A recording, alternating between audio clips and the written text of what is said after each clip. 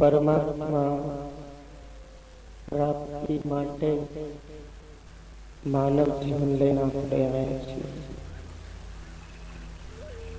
માનવ જીવનનું લક્ષ્ય જ્યારે ભૂલાય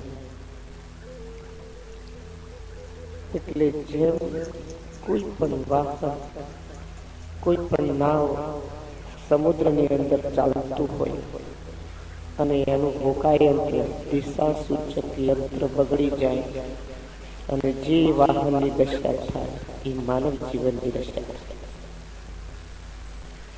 માનવ જીવન પરમાત્મા પ્રાપ્તિ માટે જ મળ્યું છે અને એનું મહત્વ જ્યારે ઘટે એટલે માનવ જીવનની અંદર માણસ અટવાઈ રહી છે.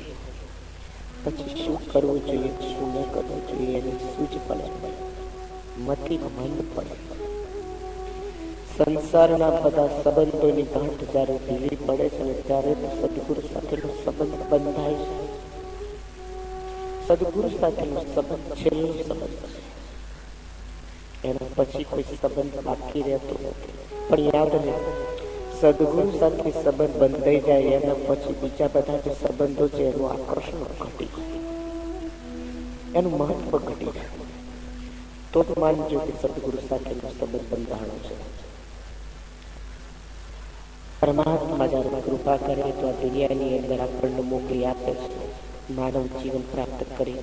પણ સમર્થ સદગુરુ મળે ત્યારે જીવન આપણને જન્મ મરણના ચક્કરમાંથી એ બહાર કાઢી દે છે. એટલા માટે ઊંચામાં ઊંચો કોઈ સંબંધ હોય તો એ સદગુરુ સાથેનો સંબંધ છે. ખાલ્યો રે પડાવું મારા શરીર તળી, ઉપર સોનેરી રંગ પુરાવું, મોજડી સીવડાઈ મારા ગુરુને પહેરાવું તોય ગુણના ઓછી નથી. એટલો ઊંચો સંબંધ. આજે આ સંબંધની અંદર ક્યાંક સ્વાર્થ ઘૂસવા માંડ્યો છે, ક્યાંક સ્વાર્થ. અને જો સ્વાર્થ ઘૂસે તો દુર્ગંધ આયા વગર રહે. નિર્દોષ સંબંધ, અતિ નિર્દોષ સંબંધમાં ક્યાંક સ્વાર્થ ઘૂસવા લાગ્યો અને એને લઈને ગુરુ અને શિષ્યનો સંબંધ પણ દુર્ગંધ મારવા લાગ્યો. એટલા માટે ધ્યાન રાખજો, માનવ જન્મ વારંવાર મળતો નથી. સદગુરુ કરવામાં ઉતાવળ ના કરશો. મેં અનેક વાર સત્સંગની અંદર આ વાત ખાસ બતાવી કે સદગુરુ કરવામાં કોઈ ઉતાવળ ન કરશો, નહીં તો ભારે ઉપાધિમાં પડી જશે. ગંગા સતીએ કહ્યું છે કે પ્રથમ વર્ષમાં ભક્તિ બતાવી ટાળી દેવો એનો મોહ. એક વર્ષ સુધી સદગુરુના સાનિધ્યમાં વારંવાર જાઓ. કોઈના કહેવાથી બહુ પ્રભાવમાં નહીં આવી જાય. વારંવાર એક વર્ષ સુધી જાઓ, વારંવાર સત્સંગ સાંભળો. એમની પણ નિગાહ રાખો કે રેણી કરણી એક સમાન છે, વાણી અને વર્તન એક સમાન છે. જગતનું આકર્ષણ હજુ શું અંદર બની રહ્યું છે, બધી જાંચ કરો. પછી નાતો ગોંધો. બહુ ઉતાવળ કરશો ને તો આફતમાં પડી જશે. જે સ્વયં બંધાયેલો છે તમને મુક્ત કઈ રીતે કરી શકશે?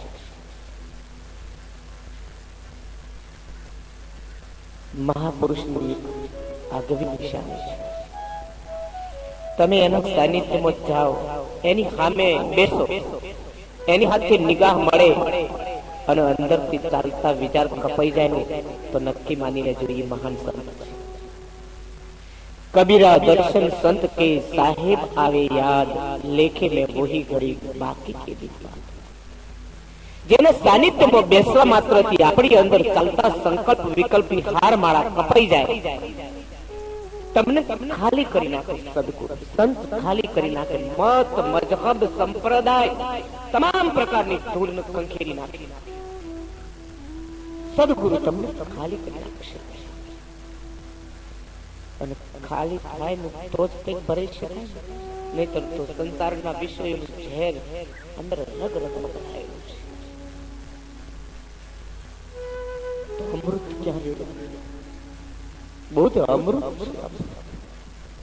અને એક વાર જેને બોધ થાય ને એના જીવનમાંથી બોધ હટ્યા વગર રહે. તો મહાપુરુષ પહેલા આપણે અંદરથી તમામ પ્રકારની માન્યતાની ગાંઠોને છોડી નાખવા, એ તમામ પ્રકારની ગાંઠ છૂટી જાય અને પછી મહાપુરુષ જે કંઈ આપે છે એ આપણા જીવનના કલ્યાણ માટે આપે છે. પણ ધ્યાન રહે, બહુ ઉતાવળ કરીને કેમ કૂદી પડશો ને પછી તમે એમાં ફસાઈ રહી જશો કુંડાળા. પછી તો લોકો તમને આમ ખુદા મારશે કે ગુરુ તો એક જ હોય, ફેર બીજા ગુરુ ના હોય. પણ ભીતરમાં તો સંદેહ હજુ ટળ્યો નહીં, એ પછી ક્યાં પૂછડું પકડી બેહી રહેવાનું. मन की मनसा मिट गई, भरम भय सब दूर, गगन मंडल में घर किया काल रहा सिवा. संकल्प विकल्प टळे नो પછી શૂન્ય અવસ્થા, શૂન્ય અવસ્થા. અને એના પછી સદગુરુનું જે વચન છે એવું કામ કરી જાય કે ફેર જન્મ મરણના ચક્કરમાં આવવાનો વારો આવે. માટે ખૂબ ધ્યાન રહે, માનવ જીવન વારંવાર મળતું નથી. ફરી પ્રાપ્ત કરવામાં 200 કરોડ વર્ષ લાગે છે. 184 કરવામાં 200 કરોડ વર્ષ લાગે છે. ક્યાંક ફલતમાં ના રહી જતા. સદગુરુનું સાનિધ્ય સેવજો બરાબર, સદગુરુની હાજરીનું ત્રીજો બરાબર, અને વાણી વર્તન એક સમાન લાગે તો પછી સોદો કરજો. નહીતર તો જો કૂદી પડ્યા થઈ ગયા, માનવ જન્મ હાથમાંથી સરકી જશે. એક ભાઈએ ગુરુ કરેલા હતા, પછી બીજા કોઈ ગુરુનો બહુ મહિમા સાંભળ્યો. એને એમ કર્યું કે મેં ગુરુ તો કર્યા પણ મારા ભીતરમાંથી સંદેહ તો ગયો થયો. આ જગતનું આકર્ષણ તો બની રહ્યું છે, તો મારે શું કરવું?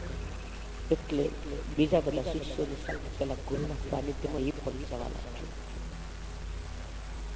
ગુરુ આવી વ્યાસપીઠ ઉપર બેસે, એક શબ્દ પણ બોલે નહીં. 10-15 મિનિટ સુધી બધાની સામે દ્રષ્ટિ કરી શાંત બેસી રહે.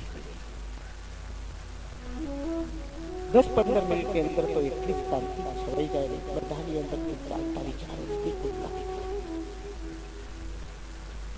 અને પછી એવું થતું કે લોકો આપણે ઘણી વખત દ્રષ્ટાંત નહીં આપતા કે એક સંગીતકારની પાસે ભાઈ આવ્યો, પછી એને પૂછ્યું કે મારે સંગીત શીખવું છે તે શું ફી લેશો? એટલે એમને પૂછ્યું કે પેલા ક્યાંય શીખ્યું છે કે ના? તો કે 500 રૂપિયા લાગશે. પછી બીજા ભાઈ બોલ્યા કે હું સંગીત શીખવા માટે આવ્યો છું, કે પહેલા ક્યાંય શીખ્યા છો? તો કે હા. તો કે 1000 રૂપિયા લાગશે. પેલો એમનામાં આવ્યો છે, હજુ કે એને એકડો ઘૂટ્યો નથી સંગીતનો, એના 500 અને હું શીખીને આવ્યો છું થોડું ઘણું, તો મારા 1000? કે હા, એ જે થોડું ઘણું તું શીખીને આવ્યો છે ને એને ભૂલાવવાના 500 અને પછી 500 નવેસરથી શીખવવાના. નવેસરથી શીખવવાના 500 એટલે તારા 1000. એમ સદગુરુના સાનિધ્યની અંદર જ્યારે તમે પહોંચો અને તમારી અંદર મત મજહબ સંપ્રદાયની થોડી જો ખંખેરી નાખે ને તો જ એ બરાબર છે. નહીતર ભીતરમાં કોઈ ગાંઠ મોજૂદ રહી જાય તો નક્કી માની લો હજુ બહુ વાર છે. આ છેલ્લો સંબંધ છે, કુદી છેલ્લો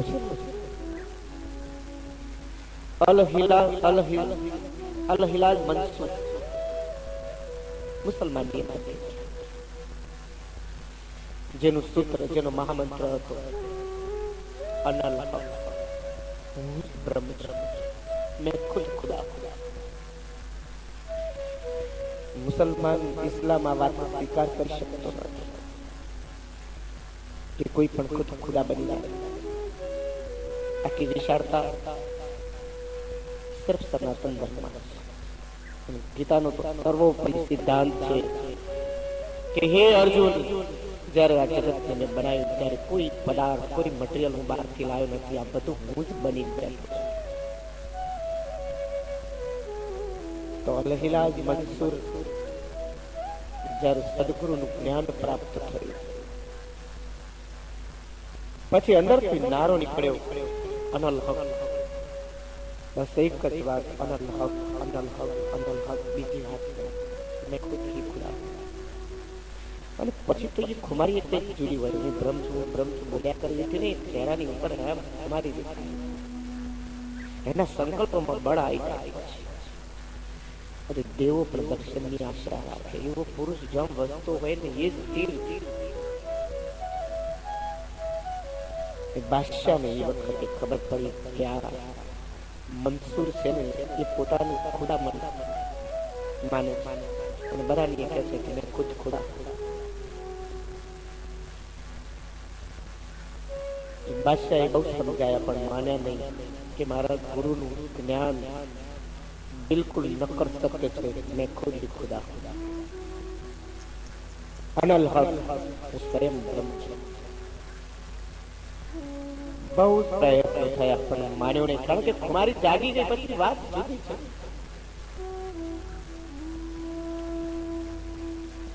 એક વખતે બાદશાહે એમને એક ચોક વચ્ચે બાંધી દેવામાં આવ્યા. ચોક વચ્ચે ઉભા રાખીને કહેવામાં આવ્યું, ચારે બાજુ ઢંઢેરો પીટાડવામાં આવ્યો કે દરેક આજના વ્યક્તિએ એનું બે બે પથ્થર મારવાના.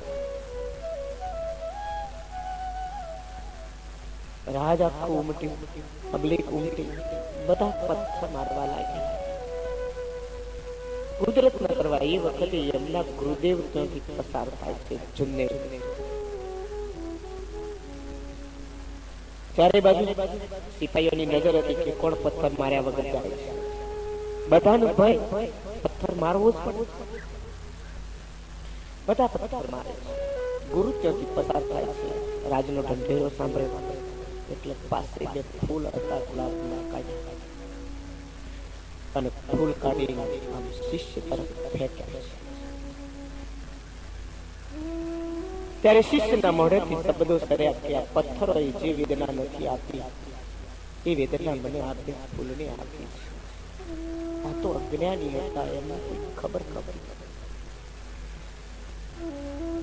અજ્ઞાની જીવમાં તો ભય રે, પણ જાગેલા પુરુષમાં ભય, અને એ પણ એના અધીન થાય.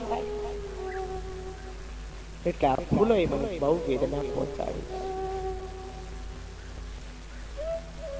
ત્યાંથી છૂટ્યા એના પછી ગુરુ સમજાવે છે કે તું આ બધી ઝંઝટ છોડ ને, તારે જે કઈ ચિંતન કરવું હોય ને ઘરના ખૂણે કર ને, તને વાંધો હું આવે છે, શું કામ બહાર આટલો બધો પસાર કર્યા છે. પણ કહ્યું કે આપણા આપેલા જ્ઞાન હું મારા ગુરુદેવના જ્ઞાનનો બહાર પસારો ન કરું, પ્રચાર ન કરું. એના તું ઘેર બેસી તારે જે કરવું. જેમ મીરાબાઈ ને દાસીએ ના કહ્યું કે બાઈજી ભક્તિ કરી હોય તો શું કામ ઉપાધિ ઉભી કરો છો? હાલો તો કે લોકો તમને રોજ મારવા માટે રોજ નવા નવા આયોજનો કરે છે, પણ તમે છો તે ગિરધર નું નામ છોડતા જ નથી. તમે તારા ઘરમાં બેસી જે કઈ કરવું હોય કરો ને, દરવાજા બંધ કરી. મીરા કે ઘોડી સદગુરુનું જ્ઞાન માથે છે, શા માટે ભયભીત કરવા થવાનું? શું કરી લેશે? શું કર્યું કે બાઈજી બીજું તો કઈ નથી, મારાથી જોયું જતું નથી. તમને મારવા માટે રોજ નવા ટેકરા ગોઠવાય છે. ત્યારે મીરાબાઈએ કહ્યું કે મેં સમર્થ સાથે સોદો કર્યો છે. એક પંચભૂતમાંથી ઉત્પન્ન થયેલી કાયાની અંદર રમતા પુરુષની સાથે પણ સંબંધ બાંધવા વાળાની કુમારી હોય છે, તો મારે તો 14 ભુવનનો નાથ મારો પતિ છે. તું નાહકની ચિંતા કર. પણ કેમ ન કરું છું ભાઈજી? મને તમારા પ્રત્યે એટલો પ્રેમ મારાથી જોયું જતું નથી કે તું ચિંતા છોડી દે. મારી ચિંતા કરવા વાળો કોઈ સમર્થ. કેટલી નિર્ભયતા વિચાર. પગમાં ઘૂંઘરા બાંધે અને પછી રાજમહેલની સડકો ઉપર નાચે. સાધુઓ આયા એવું જાણી તો આનંદની છોડો ઉડે અંદરથી, અને સામે થાય ઘૂંઘરા બાંધી લેવા માટે. કેવી લગ્ની હશે? જેનું દેહાભિમાન ઓગળી ગયું હોય ને એને જ આ વાત લાગુ પડી શકે. અત્યારે તો ધર્મના નામ પર દેહાભિમાન પોસાઈ રહ્યું છે. પ્રહલાદની માએ કહ્યું કે બેટા તું ભક્તિ કરે, તારે નારાયણની ભક્તિ કરી હોય ને તો તું આપણો રાજમહેલ ઘણો એક બાજુ બેસી કરી તને વધુ શું? કે માત્ર નાહકની ચિંતા કરે છે, જે નિભાડાની અંદર બિલાડીના બે બચ્ચાને બચાવી શકે છે ને એ મને પણ બચાવી શકે છે. મેં એવા સમર્થ સાથે સોદો કર્યો છે, ચિંતા નહીં કર. પણ માં હતી, માં અને હજારો માં ભાગીને એક બનાવવામાં આવે ને તોય સદગુરુ ના તોલે ના આવે. સદગુરુ તો મનસુર જુનેદે કહ્યું કે તું એક કામ કર ને બેટા. કે શું બાપ છે? કે તું હટ પડવા જા મક્કા મદીના કે જાઉં. એટલે તો જુનેદ રાજી થઈ ગયા કે ચલો હવે જશે કે શાંતિ 2-3 વર્ષે આવશે ત્યાં સુધી તો અહીં બધું ઠંડુ પડી જાય. ગુરુ ખુશ થઈ કે જાઉં બાપજી આપનું વચન માની કે જા. અને પહેલા તો ક્યાં આપણી વ્યવસ્થાઓ હતી ને, પગપાળા જતા તે પાછા આયા તો આયા, નહીં આપણે જેમ બદ્રીનાથ કેદારનાથ જતા નહીં તો નીચે અહીંથી નીકળતા એમ કે આવે નહીં તો એમ તે યાત્રા નીકળે પછી એવી રીતે જાય. જુનેદ ઉભા રહ્યા છે, કહ્યું કે તું હર્ષ પડવા જા. કહ્યું કે જવું બાપ. જુનેદ ઉભા હતા ત્યાં આજુબાજુ 5 પ્રદક્ષિણા મારી દીધી અને પછી કહ્યું કે બાપજી હજ પડીને આવી, મારી ઈબાદત કબૂલ થઈ ગઈ. અરે કે ઘોડા પણ હું તો તને મક્કા મદીના મોકલવાની કે આપસે બટકર મેરા મક્કા મદીના ઓર કોઈ હે હી નહીં. મારા ગુરુથી વધારે બીજું કોઈ મક્કા મદીના મારા માટે છે જ નહીં, તું જ છે. બહુ પ્રયત્ન કર્યો ગુરુએ પણ નહીં મારી. ભાઈ મારી છડી એક વાર બ્રહ્મ ભાવમાં જેની એની વાત નોખી ખુદા. એક કદી માયાનો મધુર ના થાય, વિષયોના આધીન ના થાય, એની ખુમારી કોઈ જુદી હોય. બહુ સમજાયા ગુરુએ પણ નહીં માન્યા કે બાપજી આપણું જ આપેલું જ્ઞાન છે ને હું ક્યાં મારા ખિસ્સામાંથી કાઢીશ. એ બેટા તું ખુદ ખુદા હૈ, આપને તો દિયા હૈ. બહુ સમજાયા છતાં માન્યા નહીં. રાજાએ હુકમ કર્યો બાદશાહે કે આના અંગ કાપ. એમના અંગ કાપવામાં આવ્યા. 2 હાથ કાપ્યા. 2 હાથ કાપાણા છે, અંદરથી લોહીની છોડો નીકળી ગયા. ઉપર હાથ ઉઠાઈ ખોડાને યાદ થાય તો કોઈ કે અંદરથી ચારે બાજુ પબ્લિક તમાશાને ચેડું ને. कोई के पूछू क्या कर रहे हो मंसूर, क्या कर रहा कि मैं उसके दरबार में जा रहा हूं, इसलिए मैं वजू कर रहा हूं. યાદ રાખવા જેવી વાત છે, બહુ મહત્વની. મુસલમાન જ્યારે પણ નમાઝ પડવા જાય ને પેલા હાથ પગ મોઢું સાફ કરીને બરાબર પછી પ્રવેશ કરે. આપણે તો લોટ લઈને સવારે જઈને આયા પછી હાથ ધોવાની ફરજ નથી. મુસલમાન જયારે પણ જાય અને તમે જુઓ તો મસ્જિદમાં પેલા નળ હોય, બધા હાથ પગ મોઢું ધોય બરાબર પછી અંદર પગ મૂકે. આજે પવિત્રતાનું કોઈ મહત્વ રહ્યું નથી આપણા. અનેક વાર મેં કહ્યું છે કે સવારે નાઈ ધોઈ જે વખતે નાવ તેવો કમસે કમ 2 જોડી કપડા રાખવા. સવારે નાતી ધોતી વખતે જો તમે નાઈ ધોઈને એનો એક કપડો પહેરો તો નાવા ધોવાનો કોઈ મતલબ નથી. નાઈ ધોઈ પહેલા કપડા બદલી નાખવા જોઈએ અને પછી જઈને બેસો જુઓ તો વારું સંકલ્પ વિકલ્પ કેવા શાંત નહીં કરતા. એક તો ચરી પાડવી નહીં, રોગ મટાડવો અને પછી પાછા સ્વચ્છંદી બન્યા હોય આમ કરવાથી શું થાય. અમારે પાછા જો આચાર્ય પછીના કોઈ લેવલના ગુરુ મળી ગયા હોય તો 1000 જાતના તર્ક કરે. ઓમ કરવાથી શું થાય, ઓમ કરવાથી જયારે કાકા કર ને સમજણ પડશે. કરો એક વાર ખબર પડે નહીં સ્વચ્છંદતા ધર્મમાં આવવાના. મન શાંત ન થતું હોય ને એક ડોલ ઠંડુ પાણી નાખી દે નાખવા ઉપરથી એક ડોલ ઠંડુ પાણી મન શાંત ના પડતું પડવું જ પડે છૂટકો. અને એમાં જેને સમર્થ ગુરુ મળ્યા છે એને તો મનને બાંધી દીધું સવાલ જ. આ તો જે શરૂઆત કરતા હોય કે મન નહીં આમ થતું કે એક ડોલ પાણી ઠંડક થઈને ગમે તેટલા વિચારો ચાલતા શાંતિ. બહુ ઉકળાટ હોય ને મન આખો દિવસ ઘા કરતો હોય, ઉકળાટ ચાલતો હોય, નહીં નાખો ઠંડા પાણી, ઉકળાટ કરી જોજો. ખોટા તર્કમાં ના પડતા, કરી જો ખબર અમારો અનુભવ। मंसूर ने कोई कि क्या कर रहे हो मंसूर? कि मैं उसके दरबार में जाने वाला हूँ, वजू कर रहा हूँ। उसकी आखिरी इबादत यानी छली इबादत कापी नाख्या हाथ, अंगना टुकड़ा करवाना आया, अंदर की आवाज निकळ्यो अनल हक अनल हक अनल हक। टुकડામાંથી आवाज निकळ्यो, मांसના ટુકડામાંથી आवाज निकळे अनल हक अनल हक अनल हक। કેવી લગ્ની હશે જરા વિચારો બરાબર। આપણે પરમાત્માને યાદ કરવા માટે પ્રયત્ન કરવો પડે છે, તોય મેળ ખાતો નહીં, ક્યાંક તો ધારા તૂટી જાય। કેવી લગ્ની લાગી હશે આ નામની। એકવાર જનાબાઈના છાણા ચોરાઈ, પછી પત્નીને ફરિયાદ કરી કે નાથ આપણા છાણા ચોરી ગયા। કે છાણા તો બધા એક જેવા હોય, તો કઈથી આપણે શોધીએ? પણ કે મારા છાણાની એક આગલી નિશાની છે કે શું? કે મારા છાણાને કાને ધરો, એની અંદરથી વિઠ્ઠલ વિઠ્ઠલ વિઠ્ઠલ વિઠ્ઠલનો અવાજ ધ્વનિ નીકળતો હશે। નામદેવ મહારાજે આમ છાણું ઉઠાવ્યું, આમ કાને ધર્યું, તો અંદરથી વિઠ્ઠલ વિઠ્ઠલ। ઘણી વાર ભૂલી ગયા કે એ મારી પત્ની છે, પગે પડવા દોડે કે હું તો ખાલી નામનો દેવ છું, તું વાસ્તવમાં નામદેવ છે। કેટલું તાદાત મેં આ લોકોએ કરી લીધું હશે, કેટલું તાદાત નામ સાથે કેવી લગન।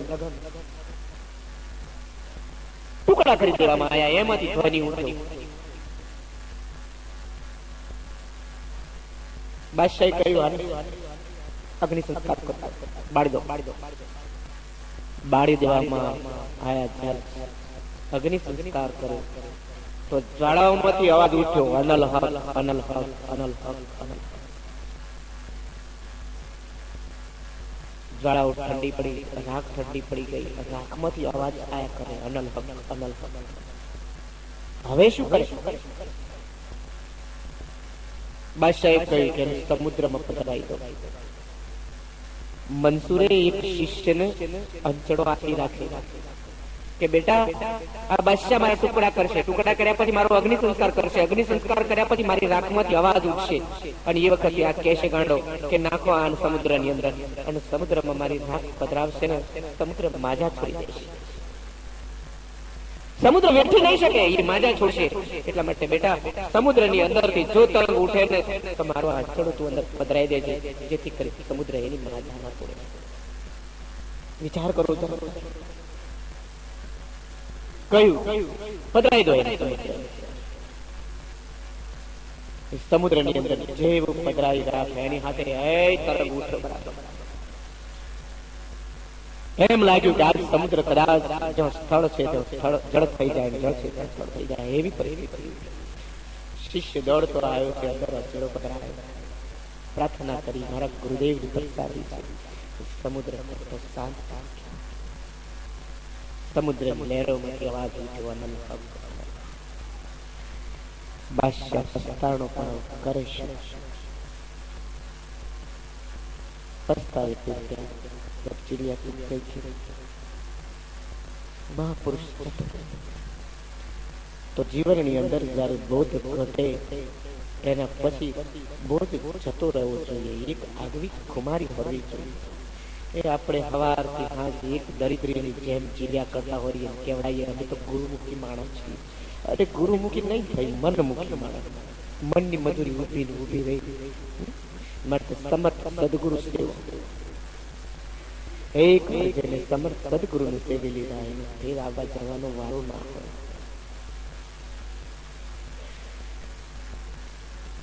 સદગુરુ સાથેનો સંબંધ છેલ્લો સંબંધ છે। સદગુરુ એવા હોય કે તમને ઠીક સમજી શકે અને તમે ઠીક એમને સમજી શકો। બે સફેદ પથ્થર હોય ને તો આગ જર્યા વગર રહે નહીં, પણ એક સફેદ ની એક કાળો લઈને કૂટ્યા કરીએ આખી જિંદગી તોય મેળ ના ખાય।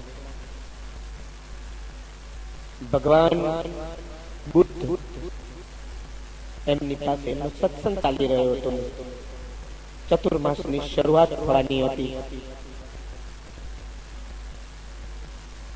તો એ વખતે એક શિષ્ય વચ્ચે ઉભો થઈને કહે છે કે બાપજી, ચતુર્માસની શરૂઆત થાય છે, મારા માટે શું આદેશ છે?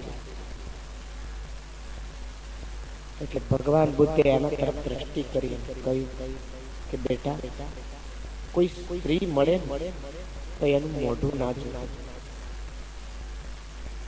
એટલે બાજુમાં આનંદ બેઠેલા હતા, એમને કહ્યું કે બાપજી, અનાયાસ નજર જતી રહેતા હવે તો ખબર પડે કે સ્ત્રી છે પુરુષ, મોઢું તો જોઈ જાય. કે કદાચ એવો પ્રસંગ આવી જાય, મગજ જોવાઈ ગયું, એનો સ્પર્શ કરવા પ્રયત્ન નહીં કરવો. પણ કે આપનો માર્ગ જે છે એ તો કરુણાનો માર્ગ છે. કોઈ સંજોગ એવા બન્યા, કોઈ બાઈ કદાચ કોઈ આફતમાં આવી ગઈ અને કદાચ એ મદદ માટે બૂમ પાડે છે, તો કે બેટા જાગૃત રહે છે. જાગૃત આ જ મહત્વ છે. શિષ્ય કઈ ભલે બાપજી કઈ બેહી. બીજો શિષ્ય ઉભો કે બાપજી, હમણાં હું આવતો તો રસ્તાની મેં એક બાઈ મળી અને એને કહ્યું કે આટલી વખત આ ચતુર્માસ મારા તો ન કર, સદગુરુ સાથે કોઈ દિવસ જૂઠ નહીં બોલવું. પ્રભાવને જમાવવા માટે કોઈ દિવસ સંતો સાથે જૂઠ નહીં બોલવું જોઈએ. આજકાલ સાધુઓનું પતન થાય કારણ આ છે. ખોટો પ્રભાવ જમાવવા માટે નાહકની જૂઠ, નાહકની ખોટી બહુ મોટી મોટી વાતો કરી નાખે બીજાનો પ્રભાવમાં લાવવા માટે.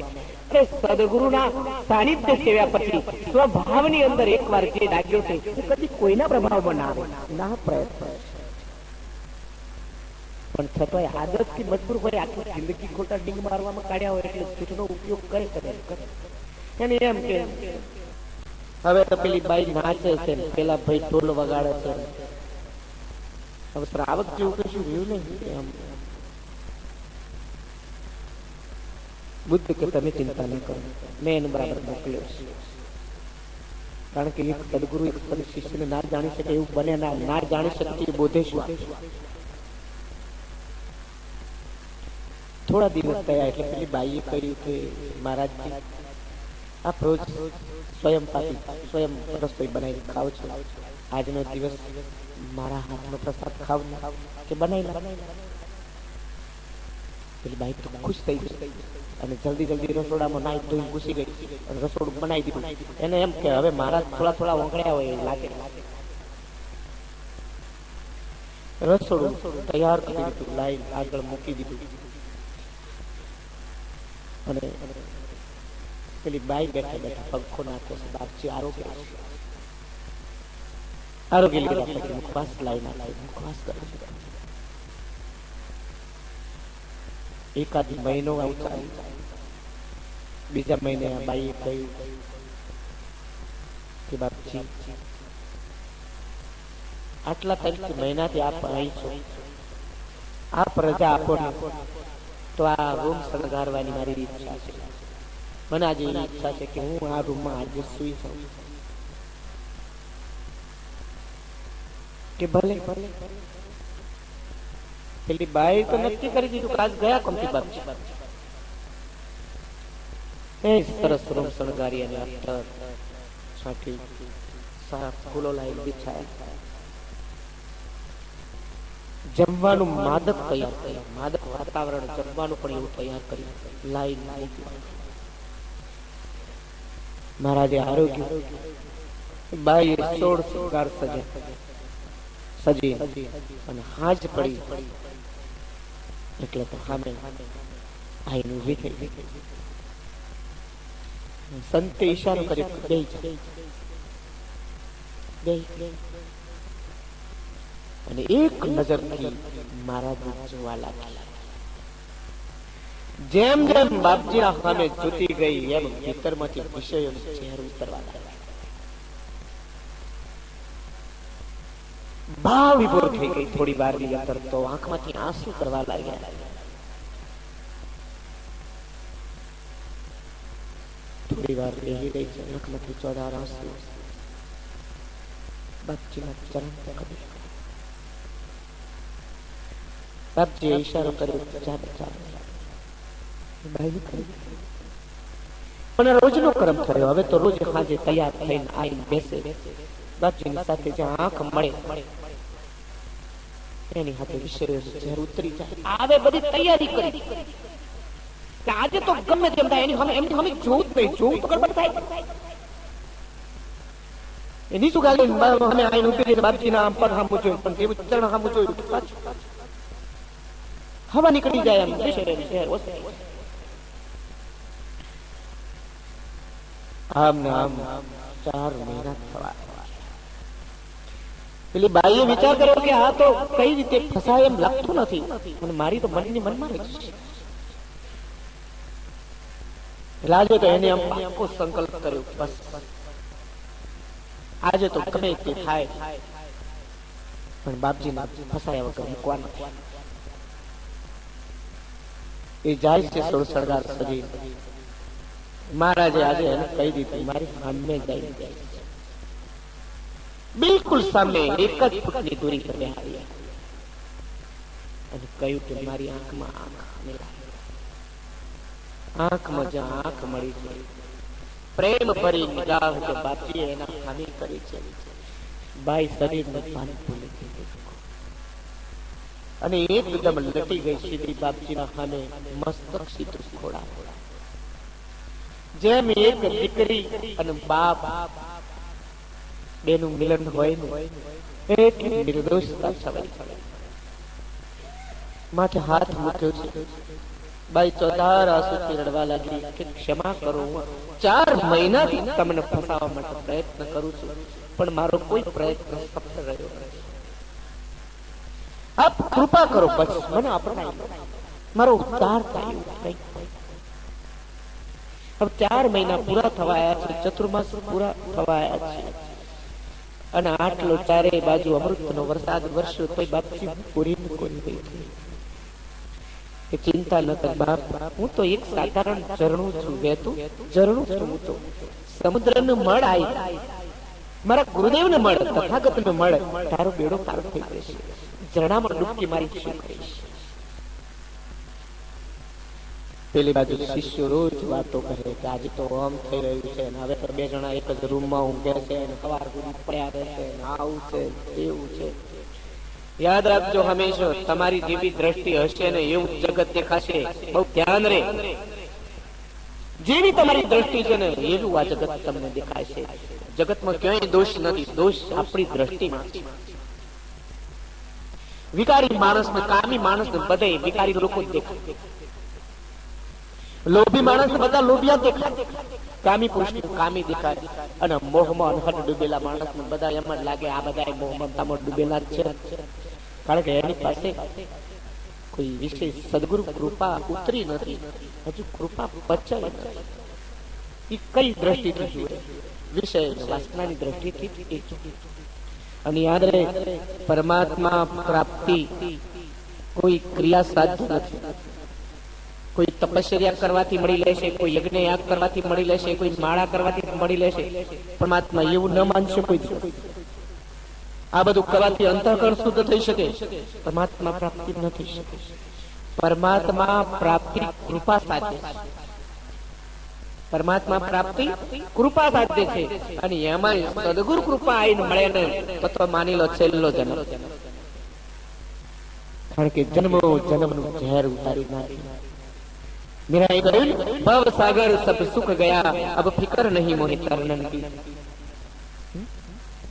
કેવી દયા કરી દીધી સદગુરુએ. તે ભવ સાગર સુખી નાખ્યો, મારા અંદર પડેલા વિષયના ઝેરને કાઢી નાખી. ભવ સાગર સબ સુખ ગયા, અબ ફિકર નહીં મોહે તરનન.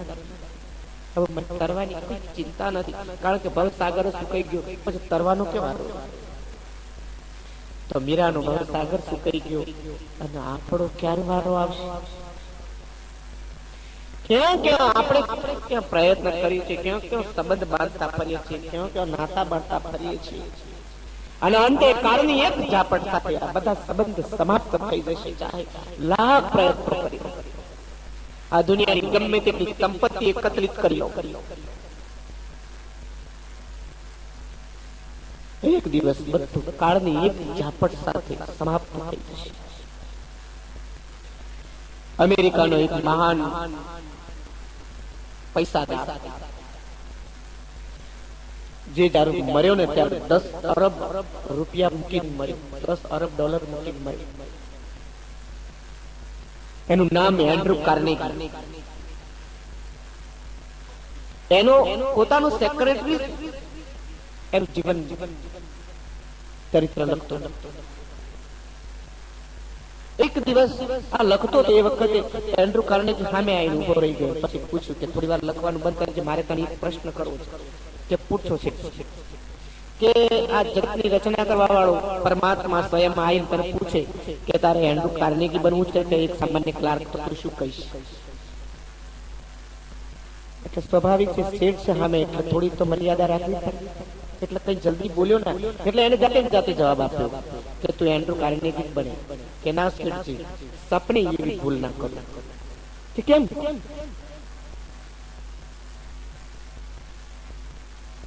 કે તમે જે ભૂલ કરી છે ને એ હું કરવા પ્રયત્ન કરું.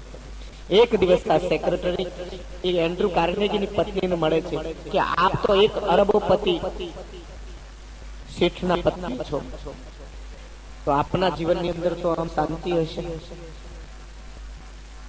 ત્યારે પેલી બાઈની આંખમાં આંસુ આવી ગયા કે મારા પતિને મારી સાથે અડધો કલાક બેસીને વાત કરવાની ફુરસત નથી.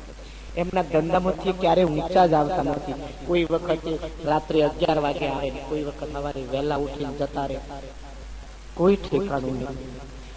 એટલા માટે આ જગતની અંદર દુઃખીમાં દુઃખી કોઈ પત્ની હોય ને તો એ હું છું. સંતાનોને પૂછ્યું કે તમે તો અરબપતિ બાપના સંતાનો છો, તમે તો સુખી હશો. સંતાનોએ નિશાસો નાખીને કહ્યું કે અમારા બાપે કોઈ દિવસ અમારી સાથે બેસીને ભોજન સાથે લીધું નથી. ક્યારેક તો અમને પૂછે કે તું કોણ છે? અમારો બાપ અમને ઓળખતો નથી. રાત્રે 11 વાગે આવે ને સવારે વહેલા ઉઠીને જાય. અમે પથારીમાં હોઈએ, ક્યારે આયા ને ક્યારે ગયા ખબર નહીં. અમારો બાપ ઘણી વખત અમને ઓળખે નહીં. અને છેલ્લે એન્ડ્રુ કાર્નેગીને પૂછ્યું કે શેઠ, હવે તમારો અંતિમ સમય આવી ગયો. આપ આ દુનિયાને છોડીને જઈ રહ્યા છો. આપ તો આ જગતમાંથી તૃપ્ત જતા હશો, બધી રીતે સુખી, બધી ઈચ્છાઓ પૂરી કરીને જતા હશો, બધી રીતે તૃપ્ત જતા હશો. એ શું ખાક તૃપ્ત જવું? મારે $100 અરબ ભેગા કરવાના હતા, હું 10 અરબ ભેગા કરી શક્યો. એટલા માટે આ જગતનો હું ફેલમાં ફેલ માણસ છું. આપાશ મારે 100 અરબ મૂકવાના હતા, એની જગ્યાએ 10 અરબ શું કરવાના? રૂપિયાનું જરા વિચારી શું કરશે? એનો મતલબ એવો નહીં પાછું અત્યારે ગોમડા લેવલે અંદર ભક્તિ કરવા માણસો અતિશય ખૂબ આળસુ થઈ. ઘણી વખત આ વસ્તુ જેને લાગુ પડતી હોય એને લાગુ પડતી હોય, બધા લાગુ પાડી દે તો ના મળે. એમાં આળસુ પ્રમાદી માણસો આને લાગુ પાડી દે તો ભારે તકલીફ થઈ. એમને તો એમ કે ચલો હેડો, સાચી જ વાત છે. નહીં, જીવન તમારા પોતાના પરિવારના નિભાવ જેટલો તો પુરુષાર્થ તમારે કરવો જ જોઈએ. પછી આપણે પરભારું હોતા ભરીએ ને પરભારે ત્યાંથી લોનો ઉપાડીએ, પરભારે ત્યાંથી વ્યાજ ભરીએ, એનો કોઈ મતલબ નથી. પુરુષાર્થ કરો, પુરુષાર્થ પરમ દેવ છે. આ તો પેલો આખો ધંધામાં ખોવાયેલા માણસ ના લાગુ પડે છે કે કોક પરભવની ભાતું બોંધી લે. પછી આપણે હવારે મોડા ઉઠતા હોઈએ અને પછી ભક્તિના નામ ઉપર આડંબર કરીને બેઠા હોઈએ બરાબર, અને પછી કશું કરતા ના હોઈએ અને પરભારો નિભાવ કરવાનો વારો આવે એમને લાગુ નહીં પડતું. ધ્યાન પુરુષાર્થ નહીં છોડો ક્યારે, અને જીવનભર હંમેશા આમ રાખજો. આટલી ખુમારી તો કમસે કમ રાખજો. આમ રાખજો, આમ ના કરતા. આમ કરવાની એક વાર આદત પડી જાય ને પછી હાથ આમ નહીં થાય. ધર્મના માર્ગે ચાલવા વાળા શરૂઆત કરે ને પછી હાવરવાનું ચાલુ, પછી હાથ આમ ના. જોડે લાયસન્સ મળી નહીં. સાધુ સંસારને કોક આપવા માટે છે. લેવા માટે નહીં. પણ ગુરુ એવા હોય કઈ લે નહીં, શિષ્ય એવો હોય બધું આપી દે. આ સોદો થાય ને તો માની લો છેલ્લો છે. બાકી ધર્મ ને ધંધો નહીં બનાવો, ધંધો નહીં. ધર્મ આજે દિન પ્રતિદિન ધંધો બનતો રહે છે. પચાસ હોય શિષ્યો ત્યાં મૂડી દો એટલે આવક આપી થઈ જાય. આ આવક શું કરવાની? પેલા પરસેવો વેવડાય અને હોજ પડે 5-10 રૂપિયા ભેગા કરતા હોય અને સદગુરુ આવીને મહિને 2 મહિને હાવરી લઈ ના પ્રોગ્રામ રાખતા હોય તો મેં એવું જોયું છે સદગુરુ આમ ટકોર કરીને કે પ્રોગ્રામ કોઈ રાખને હપ્તો આવે તો આવે. કેટલું હોશિયારું જીવન બન્યું. પરંતુ શાહો કા શાહ હે ભાઈ. सदा दिवाली संत की आटो पर आनंद, अकल मता कोई उपजा जाने इंद्र को रंग. संत છે. એનામાં એક ખુમારી હોય છે. કોઈનું હોશિયારું જીવન અને સંતનું ભરતો હરી જેવા અને ગોપીચંદ જેવા ભિક્ષા માંગી છે ને તો એમના દેહાભિમાન ને વગાડવા માટે ગુરુએ મંગાવડાય છે, નહીં કે ભીખ માંગવા માટે ઘેર કરો ખાવામાં. એમનામાં પડેલા અહમ ને તોડવા માટે કે હું રાજા છું, અહમ ને તોડવા માટે. અને અમરભાઈ પાસે પણ જો કદાચ ટુકડા મંગાયા દેવીદાસ બાપુએ તો એટલા માટે કે એના અંદરથી એનું રાજપૂત પણ નીકળી જાય. એવું રાજપૂત ની દીકરી અને હું ઘેર ટુકડા માંગતા. આ ગુરુઓની લીલા કોઈ અપરંપાર હોય. સમર્થ ગુરુ હોય ને તો અહમ ને તોડવા માટે રોજ નવા પેકરા રચે. શિષ્યના અહમ ને કઈ રીતે તોડવો એનો રોજ પેકરો રચે. એ સમર્થ સદગુરુ. તમે વિચાર કરો, તોરલ સદીના ત્યાં સ્વરૂપ કરે પોતાની કાયામાં સાધુઓના પૂજન માટે. અને સદીએ કહ્યું કે 16 શણગાર સજીન તારે રંગે ચંગે મારી સાથે આ મેળી પર આ ઢોલિયા પર ગુજારી. કેવી દિવસ સમાગમ છે. અને તોરલે કહ્યું કે મારા સાધુ સંતો કદાચ જો જમતા હોય ને તો અનેક વાર અરે જન્મો જન્મમાં કાયાનો સોદો કરવા તૈયાર છે. એ તો તોરલ જ મહિમા સમજી શકે. આપણે તો આપણો જ અવાજ ત્યાં કરતા હોઈએ. આપણે અવાજ પરભારું પડતું હોય તો મહેમાન ગતિ અઠવાડિયે ગણાતો. પણ એમાં ભક્તિના નામ પર તો આ બધું બહુ ચાલતું હોય. અઠવાડિયે શિષ્યોમાં ગયા છે અઠવાડિયે ભાઈ શું ધંધો શરૂ કરે બાપ.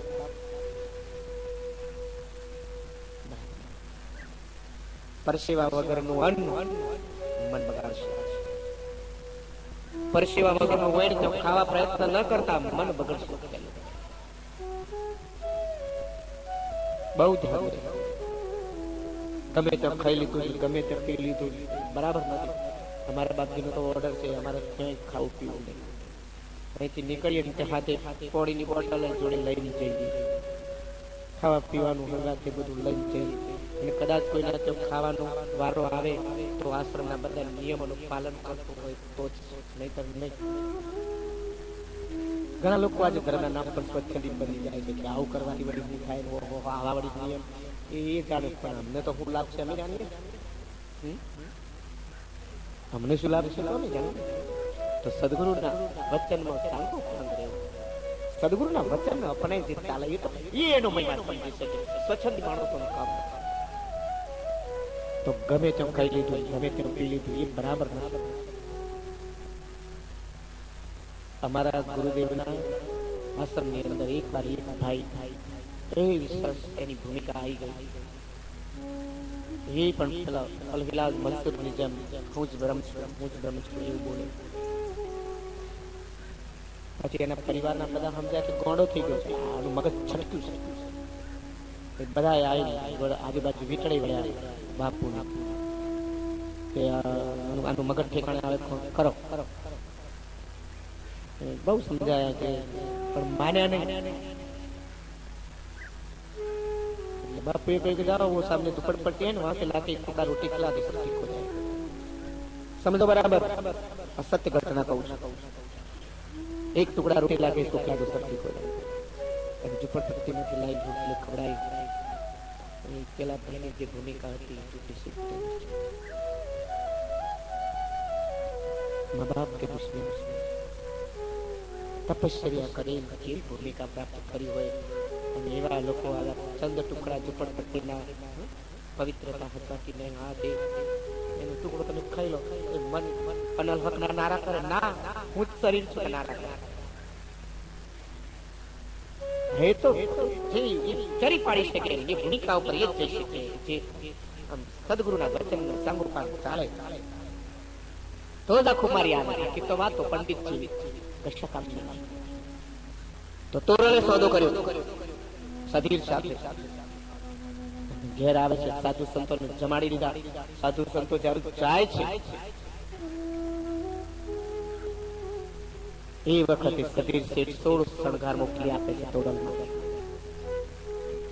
તોરલના દર્શન કરવા આવતો કુકવારી એવો ઉલ્લેખ છે કે કુકવારી તોરલના દર્શન કરવા આવતો પણ તોરલના રૂપને નિહાળવા આવતો દર્શન કરવા અતિશય સ્વરૂપવાન મીરા અતિશય સ્વરૂપવાન હતા તોરલ અતિશય સ્વરૂપવાન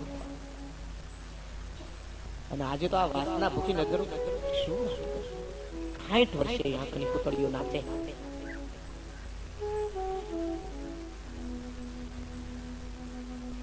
સોળ શણગાર તોરલદેવ સજે છે ત્યારે જેસલ જાડેજાએ જોયું કે દેવી આજે આ રૂપમાં કે હા મેં સાધુ સંતોને જમાડવા માટે અનાજ પાણીની વ્યવસ્થા કરવા સીધા સામગ્રીની વ્યવસ્થા કરવા માટે આ શરીરનો સોદો સધીર સાથે કર્યો અને પેલાનું મગજ ગયું એકદમ એ જે એના મનમાં સમજે તલવાર કે તોરલદેવ કહ્યું કે હવે એકવાર સુરો હથિયાર મૂકીને એને પછી ફેર હાથ ન પકડે જાડેજા છોડી દે સુરો એનું નામ છે વચને અને સુરાતન જેને ચડતું હોય ને એને જ વચન અસર કરે મર્દોને કદી વચન અસર ના કરે માટીના ઢેપા જેવી જિંદગી હોય પછી તમે એનું ગમે તેટલું કહો ફેર પડે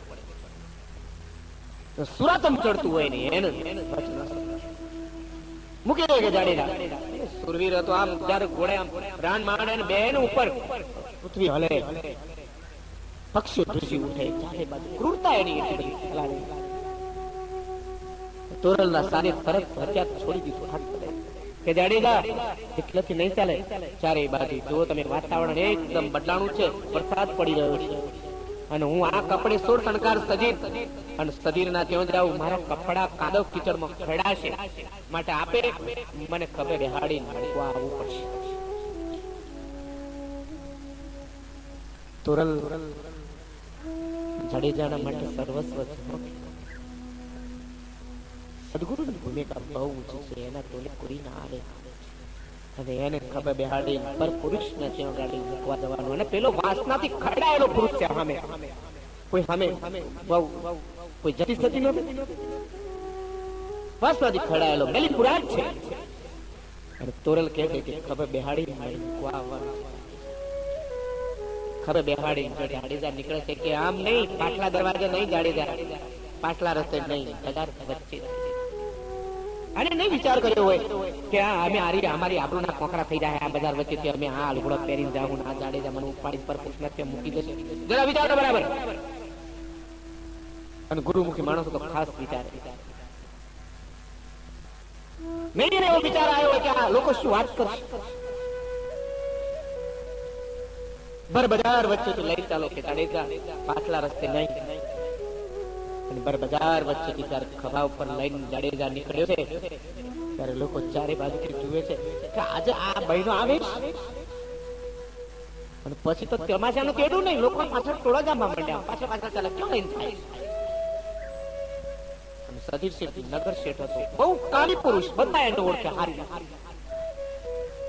ઘરમાંથી ઘરવાળીને કાઢી મૂકી પોતાની બેન વિધવા થયેલી એને કાઢી મૂકી પોતાની દીકરીને કાઢી મૂકી વાસનામાં આટલો ગાંડો થયેલો માણસ એ સધી ત્યાં જયારે નીકળે છે જાડેજા માથે ખભા ઉપર તોરલદેવને બેહાડ્યા છે લઈને જાય છે અને પછી જેમ મેળીએ જઈને નીચે ઉતાર્યા એટલે ત્યારે કહ્યું કે જોજો જાડેજા જતા ના રહેતા હું વચન પાડીને આવું છું જરા વિચારજો શું હાલત થઈ છે એ પુરુષ પોતાનું સર્વસ્વ કહેવાય એ પાત્ર પર પુરુષની મેળીએ જઈ રહ્યું છે. થોડો શણગાર સજી એની એ વખતે એમ નહીં થયું હોય કે તરતી જગ્યા હાલે તો મય હમાઈ જવું. અહમ એમને નહીં તૂટતો બાપ, વાતોથી ના તૂટે. જુઓ તમે આ સમર્થ સદગુરુનું આયોજન જુઓ. મેળીએ જાય છે ત્યાં પેલો દારૂમાં ચકચૂર થઈ ગયો. તોરલે જો દરવાજો પકડાયો, દરવાજો ખોલ્યો. જેવો દરવાજો ખોલ્યો તોરલ ભાઈ સાઈડ દેખાવા લાગ્યો. કારણ કે ખુદ દારૂ પી ગયો. આવો કહેવાનું ભૂલી ગયો. લસણીઓ ખાવા માંડ્યો. તોરલ સીધા પલંગ સજાયેલો તૈયાર હતો એની અંદર જઈને જ્યારે કહ્યું, હે સતીર શેઠ પાડી લો વચન, માનું મોડું થાય. જેવો બહાર જાય કે મેં અવનવા બીજા રૂપ દેખાય. પોતાની મા દેખાય, પોતાની બેન દેખાય, પોતાની દીકરી દેખાય. અને તોડા દે જયારે નીકળ્યા ને ત્યારે ભગવાન રામદેવના ગળામાંથી હાર કાઢીને પોતાના ગળામાં પહેરેલો કહ્યું કે 2 ડગલા તું આગળ જજે. આ તોરલ નહીં જતી, આજ મારો અલગ આગળ જાય છે. જાય છે ત્યાં એ વખતે અલગ અલગ રૂપ દેખાય છે. અને છેલ્લે જયારે સામે જાય છે તો ગળાની અંદર પેલી નાગણી દેખાણી. આમ ડંખ મારવા આમ ફફાળો માર્યો એની હાથે એ નાટો દારૂ ખૂબ પી ગયેલો હતો. દાદરના પગથિયા તૂટી જશે, જળમ જળા કરતા નીચે. આ બાજુ જોયું તો શીશલ જાડેજા સામે બેઠા બેઠા માળા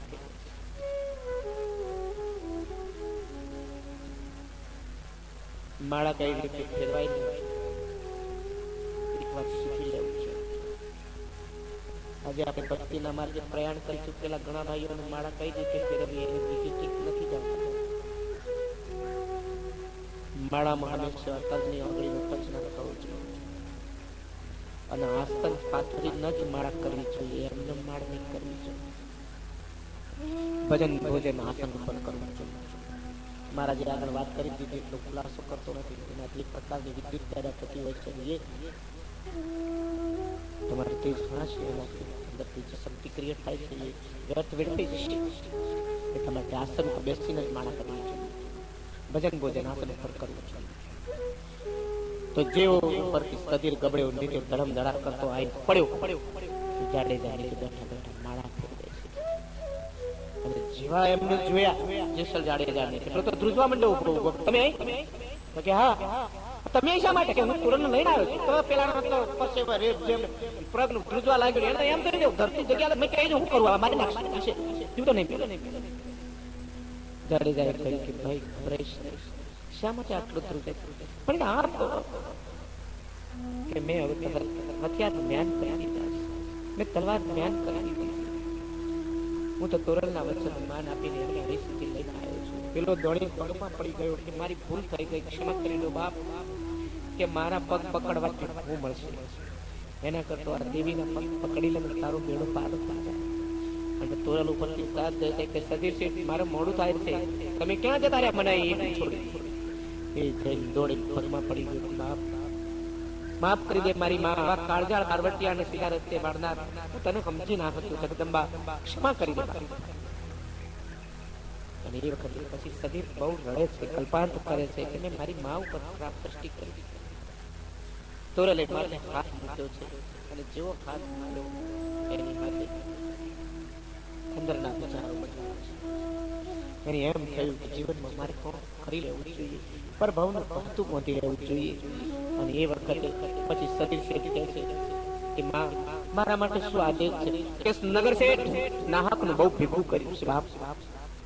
જેના તેના ગરીબોના વ્યાજને વટાણ ચડાઈ બહુ ભેગું કરી દીધું છે. અનાજનો સંગ્રહ કરી અને લેવા આવે એમના ઉપર બહુ વધારે પૈસા દાન અંદર વધારે કરી અને બહુ વેચ્યું છે. આજ દિવસ સુધી આ નાહકનું ભેગું કર્યું છે ને એ કોઈ અન્નક્ષેત્રમાં આપી દો, એને લૂંટાઈ કે માં બીજું અન્નક્ષેત્ર કેવું ઉઠવા છું? મારે આ જગદંબાનું અન્નક્ષેત્ર છે, મારી આ માનું અન્નક્ષેત્ર છે, મારા ગુરુનું અન્નક્ષેત્ર છે, એ જ મારા માટે છે. આ બધું તારા આશ્રમમાં આપું છું. બધી લાઈ આશ્રમની અંદર.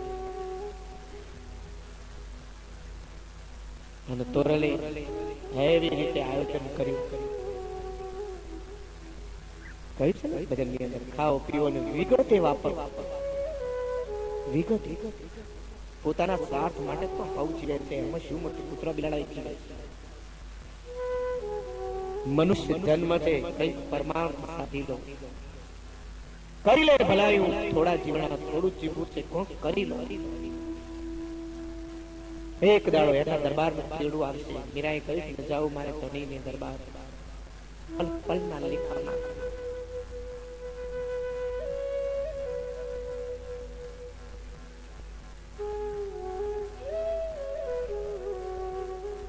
ઘોરી રે ગાય